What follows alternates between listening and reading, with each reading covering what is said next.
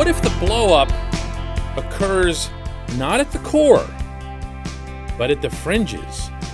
Totally different discussion. And I hear almost no one bringing it up. Good morning to you. Good Wednesday morning. I'm Dejan Kovacevic of DK Pittsburgh Sports. This is Daily Shot of Penguins. Comes your way bright and early every weekday morning. If you're into football and or baseball, I also offer up daily shots of Steelers and Pirates right where you found this. At some point this week, I'm told we're going to be hearing from Ron Hextall. And when we do, we're going to have our first firm or semi-firm indications as to what the Penguins are going to do in response to this latest first-round playoff exit. I'm told that it's not going to be anything coach-based, core-based, or anything like that. In fact, I'm told that it'll be quite to the contrary. That group is very much staying intact. But if you think about the Penguins as they're currently constructed, and as they'd be constructed heading into next season, and if your point of emphasis becomes size and toughness and grit and getting to the net and making more of all those chances that they created in the series with the Islanders, then why are we talking about the core at all? You know? Is it just our fear of windows? Is that a Pittsburgh thing, by the way? The fear of the window? You know, we only have X amount of time in which to win a championship, and after that it's all gone, and then you have to blow it all up and do everything from scratch and go back to 2004 Enrico Fata, and, you know, it's just really not like that. Remember that after 2009, the Penguins were never supposed to have another chance because the core was getting too old. Of course, they ended up winning not one more cup, but two more cups. Yeah, I know. They're even older now. But you also have the possibility of making these changes to whatever extent they're deemed necessary around them. And you have a chance to do it in a bold way. I mean, I'll get bold on you right here. And this is without advocating for this. I'm nowhere near coming up with stances strong enough to advocate, for example, trading Bryan Rust and or Jake Guentzel. In fact, to be honest, it feels a little bit stupid saying that, because they are both terrific hockey players. Are they stars in the NHL? No. I mean, Jake's certainly closer than Rust, but neither of them is really in that stratosphere. Are they really, really good players who fit really, really well with the player who remains your franchise's centerpiece? Yes, they are undoubtedly that. Did they get bowled over and knocked over and beaten up and pummeled and shoved to the outside all through the series with New York? Yes, absolutely. Is that a problem moving forward? I believe that it is. I believe that in an ideal scenario, the Penguins would just grow Rust, or grow Jake, like water them or something. I don't know. That not being all that feasible, yeah, you'd find a way to get Sid playing with, a little more oomph up there. Because regardless of how you feel about what those three achieved in that round, and there were a lot of shots on goal, there was a lot of possession, there were a lot of positives, something Sid talked about himself. Not only were there not goals, but there really wasn't any great collection of high-danger chances, which to me is a bigger concern. If you're getting high-danger chances and you're not scoring, it means you're either not bearing down or the other goaltender's just out of his mind. I didn't believe in Ilya Sorokin before that series, not through that series, and you know what? The Islanders don't even believe in him now. So this was never about Sorokin. That was something that was manufactured on the New York end, and way too many people fell for it. This was always about not generating enough high-danger scoring chances, being in places where the goals come from, being in situations where the goals come from, like rebounds, like second chances, like deflections. That line wasn't generating those. They were kind of, mehing the puck, for lack of a better way to put it, from the perimeter. They'd get it there, they'd wrist it there. A couple of them actually got in off of Rust's stick from long range.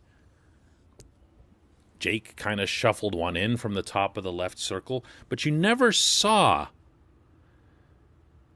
this concentration of an attack from that line. Why? Because the Islanders had all these mobile but big dudes who just boxed them out and beat them up. I know the analytics crowd hates hearing this stuff, and I can just feel the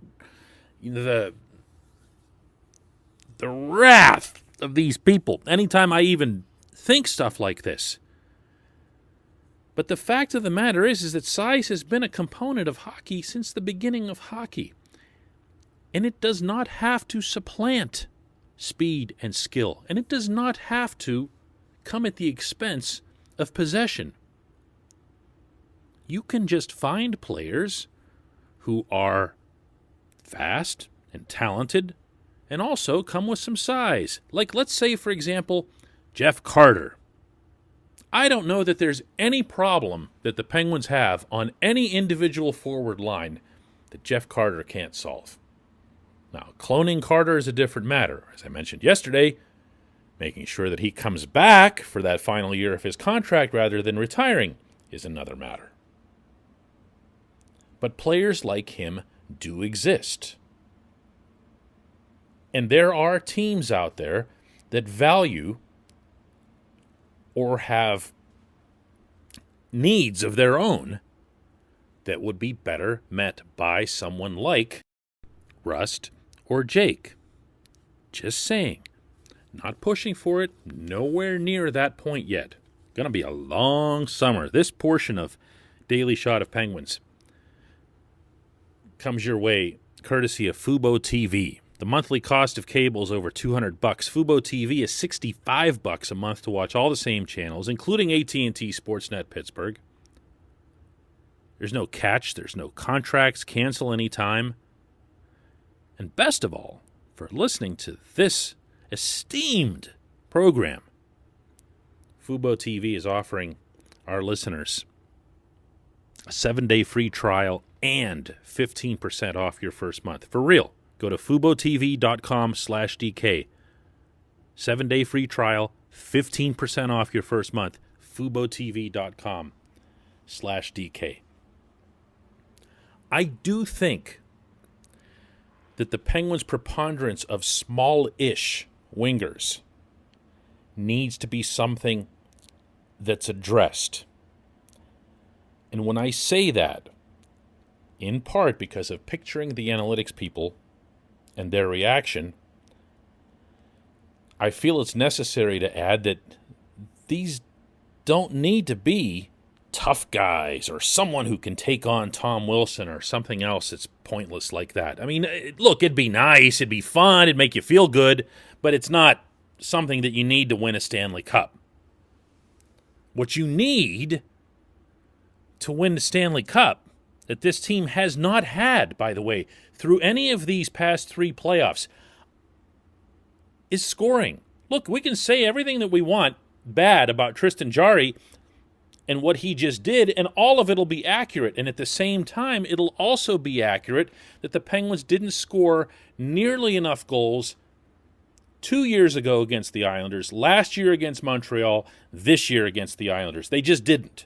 Their stars didn't score enough. Their supplementary people didn't score enough. Only Jeff Carter scored enough. How about that, right? Am I right? Who else stepped up in these last 3 playoffs? It's just Jeff Carter. Maybe there's a reason for that. Maybe all of this 200-foot possession game that the Penguins create, and again, for full context, a lot of that is created by players like Rust and Jake. Maybe all of that needs another player or two in the Carter mold who's just big, strong, can move, skilled enough, and oh, by the way, shoots the hockey puck on occasion. How about that? These are the kinds of concepts, if you're starting with real macro concepts, that I'd already have rolling through my head if I'm Hextall. These are the kinds of things that I'd be thinking about. I'd step back from it as much as I possibly could. Step back from the emotion. Step back from the passion. Step back from all those poignant statements that were made by Sid and Letang and the other guys about keeping this together, keeping that together. Just step back from it and ask yourself in an ice-cold way why this team didn't score goals. Don't even think about Jarry. Don't even just, that's obvious, okay? That doesn't take like rocket science level hockey knowledge. Your goaltender stunk. Everyone can see that. But this is going to take some work. This is going to take some intensive work. When we come back, just one question.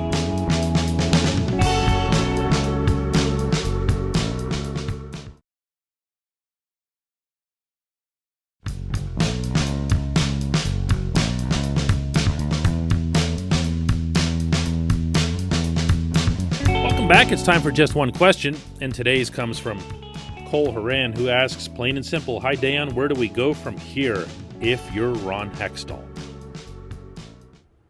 My first process, Cole, would be to examine the goaltending. If you're talking about chronology, which it sounds like you are, you've got to take a really hard look at where you are with goaltending. And you'll notice I say goaltending as the gerund, as the position, even more so than the individual, because I have a lot of questions about the goaltending, including, and not limited to, the instruction of Mike Buckley, but also the depth. Let's not just talk about Jarry. Let's also talk about Casey DeSmith. Let's talk about what he really is in the NHL. We've seen him rise up as a backup.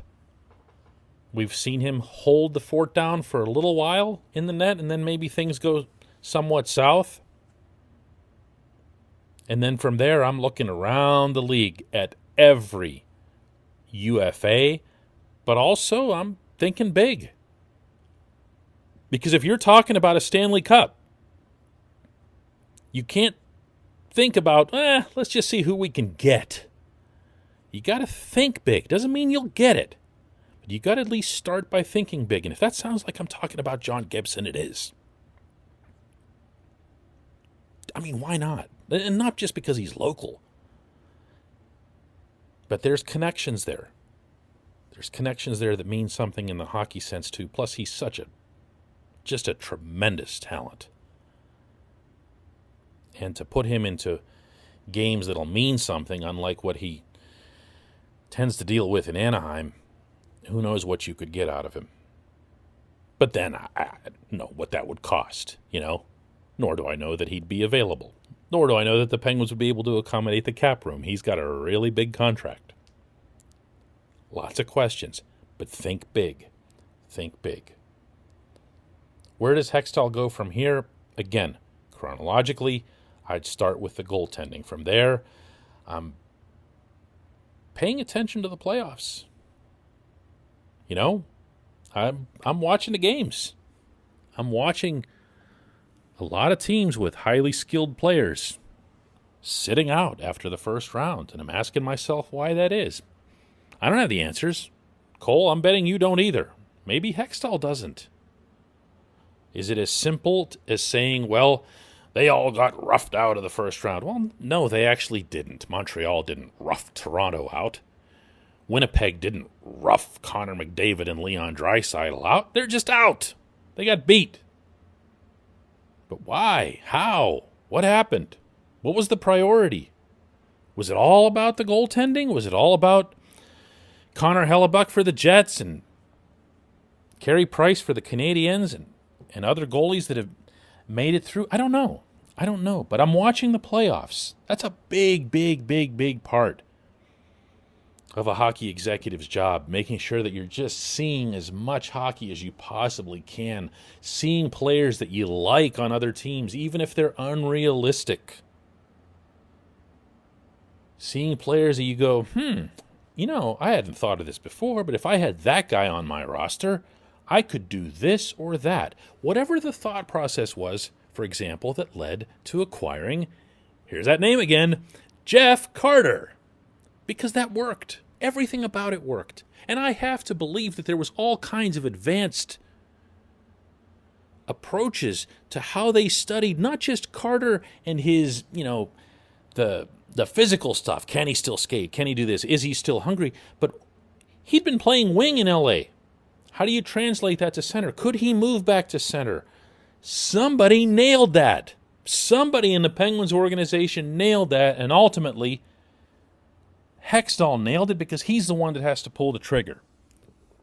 Those are the things that I'd be talking about now, way before we get into expansion draft, amateur draft, free agency, any of that stuff that makes for the bigger headlines. I assume you're asking about right now, Cole, and that's the answer that I've got for you. I appreciate the question. I appreciate everyone's time in listening to this show, and I neglected to mention at the beginning of this segment, and that should never happen, that it's brought to you by the good people at the Greater Pittsburgh Community Food Bank, who are committed to providing food for all of our neighbors in need across Western Pennsylvania. Visit pittsburghfoodbank.org and spell that out when you do, pittsburghfoodbank.org. We'll have another one of these tomorrow.